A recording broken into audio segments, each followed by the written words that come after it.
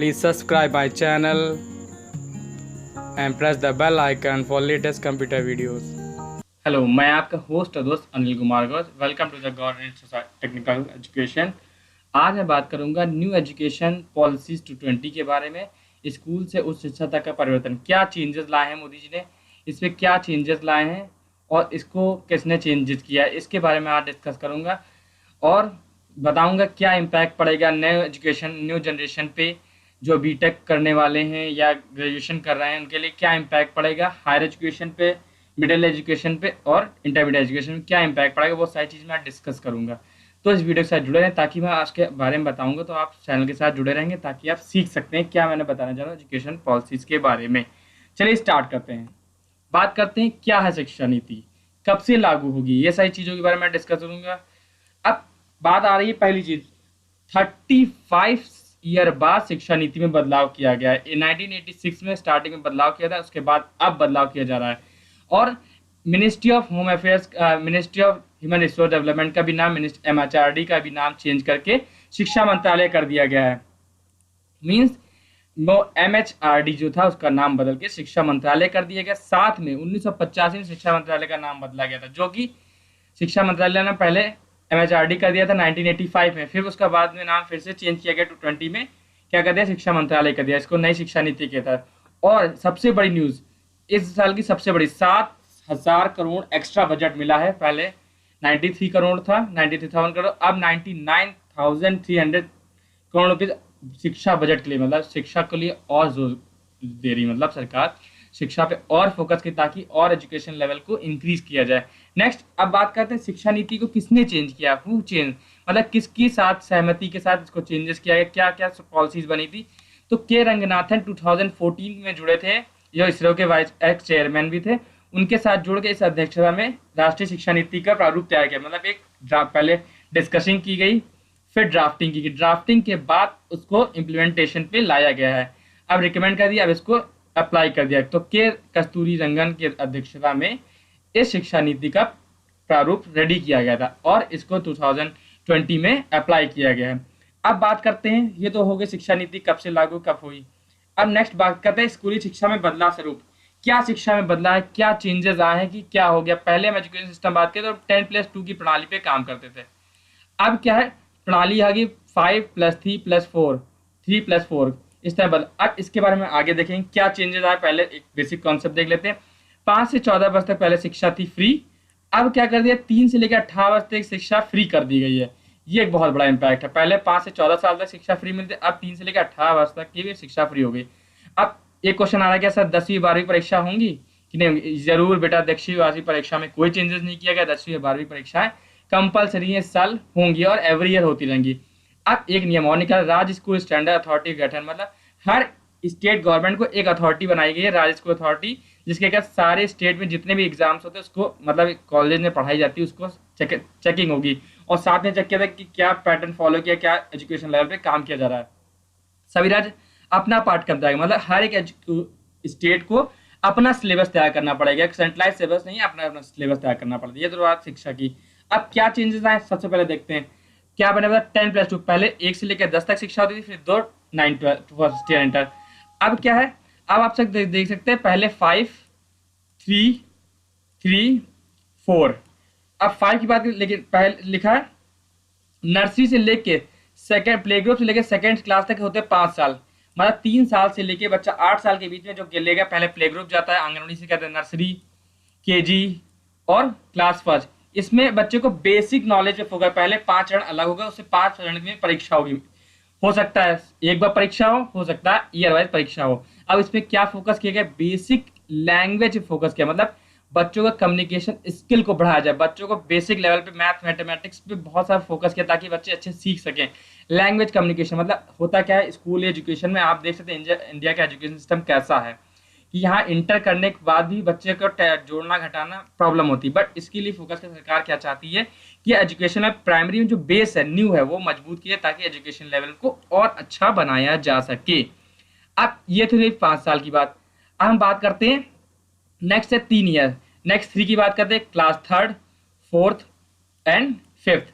इसमें क्या होगा, क्लास 3rd 4th 5th में प्रिपरेटरी स्टेज होगी। इसके अंतर्गत आपको बच्चे को पहले मैथमेटिक्स इक्वेशन के बारे में अच्छे से ट्रीट किया जाए, क्या होती है मैथमेटिक इक्वेशन, मैथ्स की सोल्यूशन, अल्फाबेटिकली सारी चीज़ें क्लियर कर जाएंगे, कैसे स्ट्रक्चर होता है सेंटेंस का, सारी चीज़ें में, और अकॉर्डिंग टू सब्जेक्ट चूज किया जाएगा जिसको अच्छे तरीके से दिखाया जा सके। अब बात करें 3 इयर्स में, 6, 7, 8, इसमें बच्चों को क्या होता है, हम जब सीनियर सेक्शन में थे कंपटीशन बीट करते थे, कोडिंग्स, वोकेशनल ट्रेनिंग, ये सारी चीज़। अब क्या सिलेबस के साथ कोडिंग भी पढ़ाई जाए। कोडिंग अगर जैसे देखा चाइना अमेरिका में छोटे छोटे बच्चे सॉफ्टवेयर डेवलप करते हैं, इंडिया में वो काम भी हो जाएगा। अब इंडिया में कोडिंग सिखाई जाएगी, बेसिक कोडिंग, प्रोग्रामिंग, कंप्यूटर चीज़ को ज़्यादा बढ़ावा दे रही है, तो कोडिंग, वोकेशनल ट्रेनिंग। अब वोकेशनल ट्रेनिंग क्या है, वोकेशनल ट्रेनिंग में जो बेसिक ट्रेनिंग, अदर लैंग्वेज की, other training, other smart card, सबकी ट्रेनिंग आपको मिलेगी। साथ में प्रैक्टिकल नॉलेज, इंडिया में क्या थियोरटिकल पार्ट होता है, अब प्रैक्टिकल नॉलेज मिलेगी, साथ में आप पढ़ाई करेंगे, साथ में प्रैक्टिकल स्ट्रक्चर को भी फोकस करेंगे। अब बात करते हैं last 4, 9th, 10th, in first year, 12th। अब बहुत अच्छी चीज है, अब पहले क्या 10th और 12th में स्ट्रीम चेंज करते थे फर्स्ट ईयर में, अब क्या है 9 से लेकर 12 तक आपको कोई स्ट्रीम नहीं है, आपको जो सब्जेक्ट लेना आप जो सब्जेक्ट ले सकते हैं। अगर आप 9th में हिंदी, इंग्लिश, मैथ तो रहता है, अब आप जो भी लैंग्वेज चाहिए सब्जेक्ट, वो सब्जेक्ट आप ले सकते हैं। साथ में अब फर्स्ट ईयर 12th में जैसे किसी को फिजिक्स पढ़ा, उसको मैथ्स की जरूरत पड़, मैथ जरूर कंपलसरी कर दी गई है। अब क्या है, मैथ के साथ आप साइंस भी ले सकते हैं, मैथ के साथ कॉमर्स भी ले सकते हैं, मैथ के साथ आर्ट भी ले सकते हैं। There is no boundation between a stream. Stream में कोई बाउंडेशन, कोई रिस्ट्रिक्शन नहीं कि आप एक ही स्ट्रीम में रहे तो एक ही सब्जेक्ट। आप क्या हिंदी, संस्कृत, मैथ्स, केमिस्ट्री और साथ में फिजिक्स, अलग अलग सब्जेक्ट चूज करते हैं। कंप्यूटर साथ संस्कृत, म्यूजिक ले सकते हैं, जैसा आपका फॉर्मेशन, जैसा आपको सब्जेक्ट चूज करना आप चूज कर सकते हैं। तो ये चेंजेस आए हैं एजुकेशन लेवल में। अब 9 से लेकर 12 के बीच में आपको कोई स्ट्रीम बाउंडेशन नहीं, आप कोई भी स्ट्रीम का सब्जेक्ट ले सकते हैं। मतलब आपको मैथ्स लेनी है, मैथ के साथ कॉमर्स लेनी है तो भी ले सकते हैं। आप पहले क्या मैथमेटिक्स वाला मैथ्स, कॉमर्स वाला कॉमर्स पढ़े, आप कोई स्ट्रीम नहीं, आपको जो चीज़ लेना है वो चीज़ ले सकते हैं। तो ये पैटर्न चेंज किया गया। अब बात रही पेपर की, तो पेपर के बाद हो सकता है कि एक बार पेपर कराया जाए 5th लास्ट स्टैंडर्ड में, फिर 6th में पेपर, 5th में पेपर कराया जाए, फिर कराया जाए 8th में कराया जाए पेपर, और फिर लास्ट में 12th और 10th और 12th का पेपर तो कंपलसरी है, सब कुछ होगा। लेकिन एक और चीज़ है, इस ईयर को देखते हुए सरकार ने CBSE, यूपी, ICSE सबके बोर्ड के 30% सिलेबस कम कर दिया है। वो मैं नेक्स्ट वीडियो बताऊंगा किसका कितना सिलेबस कम हुआ है। हमेशा चैनल से जुड़े ताकि सब्सक्राइब कर दें, ताकि आपको नई वीडियोस में मिलता रहे क्या इन्फॉर्मेशन आई है। तो ये थी बात, पहले 5 साल ये पढ़ाया जाएगा, 3 ईयर ये, 3 ईयर ये और 4 ईयर ये, तो कंप्लीट। इसके बाद आगे बढ़ते हैं। हाँ, एक और चीज़, हिंदी भाषा और रीजनल लैंग्वेज को कंपलसरी कर दिया गया 5th क्लास तक, मतलब फिफ्थ तक के आपको हर एक बच्चे को अपनी स्टेट लैंग्वेज पे फोकस करना। अब इंग्लिश मीडियम कंपल्सन खत्म हो गया, अब कोई मीडियम नहीं है। आप स्टेट लेवल में गुजरात में गुजराती मीडियम पढ़ेंगे, हिंदी है, हिंदी मतलब लखनऊ में तो हिंदी चलती है तो हिंदी मीडियम, महाराष्ट्र तो महाराष्ट्री मीडियम। तो आपको हिंदी और अपनी स्टेट की लैंग्वेज का, रीजनल लैंग्वेज जो भी वो चलती रहेगी, आपको कंपलसरी आपको फॉलो करना पड़ेगा। अब थोड़ा सा आगे बढ़ते हैं, जैसा देखते हैं अब क्या क्या होगा। ये तो बात थी, पहले हमने बात की मिडिल लेवल तक, एजुकेशन लेवल इंटर तक की बात। अब आते हैं हायर एजुकेशन में क्या चेंजेस आए वो देख लेते हैं।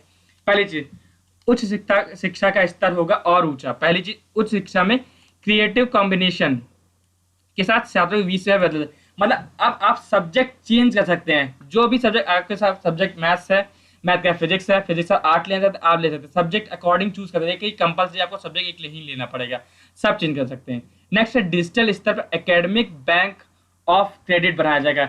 मतलब डिजिटल आपके एक एकेडमिक, मतलब एकेडमिक जितनी इंफॉर्मेशन है सबके लिए बैंक बनाया जाएगा, इसमें सारी चीजें आप सुरक्षित कर सकते हैं। शोध के लिए सर्वोच्च संस्थान के तौर पर नेशनल रिसर्च फाउंडेशन गठन। नेशनल रिसर्च फाउंडेशन एक बहुत बड़ी चीज है, दिस इज बिग थिंग। एक नेशनल रिसर्च फाउंडेशन का स्थापना की जाए जिसमें शोध का काम, मतलब आप 12th के बाद भी रिसर्च में जा सकते हैं। पहले क्या होता है, आपको PhD करेंगे तभी आप रिसर्च कर सकते हैं, इस बार ऐसा कुछ नहीं, आप 12th के बाद भी रिसर्च में जा सकते हैं। और हायर एजुकेशन कमीशन के गठन होगा, हायर एजुकेशन, लेकिन इसमें मेडिकल और लीगल अलग रहेंगे। इसमें हायर एजुकेशन मेडिकल और लीगल, लेकिन मेडिकल एक ऐसा पार्ट है जिसमें एजुकेशन का अलग ही सिस्टम है, लीगल में एजुकेशन सिस्टम। और सरकारी निजी संस्थानों में एक ही तरह के नियम, मतलब आप प्राइवेट हो चाहे गवर्नमेंट हो, सब जगह सेम नियम लागू होंगे, जैसा प्रोसेस, एग्जामिनेशन प्रोसेस सब कुछ होगा। एक पैमाना स्टैंडर्ड है कि गठन करेंगे, साथ मेडिकल लीगल में इसमें कोई अप्लाई नहीं है। सरकारी निजी संस्थान एक तरह के नियम, मतलब गवर्नमेंट और प्राइवेट में सेम नियम लागू होंगे। कोई अपना एजुकेशन जैसे कह सकते हैं, कोई यूनिवर्सिटी फीस बढ़ा देता है, प्राइवेट वाले फीस कम कर रहे थे, लेकिन अब सिमिलर फीस होगी, स्टैंडर्ड लागू होगा। अलीगढ़ सभी विश्वविद्यालयों की एक प्रवेश परीक्षा होगी।